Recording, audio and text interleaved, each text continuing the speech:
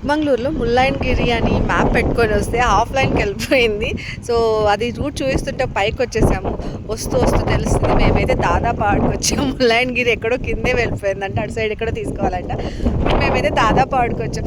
పిచ్చ చలిగా ఉంది అసలు, అమ్మో చాలా చలిగా ఉంది అసలు. చూస్తున్నారా మంచు ఎలా వస్తుందో, పొగ మంచు వచ్చేస్తుంది. అంత చలిగా ఉంది ఇక్కడ. ఎంత ఉందో, మైనస్లో ఉంది అనుకుంటున్నాను నేనైతే.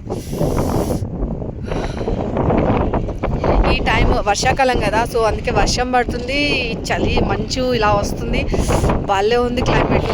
కానీ వర్షం ఇష్టపడే వాళ్ళైతే రావచ్చు ఇక్కడికి ఈ టైంలో.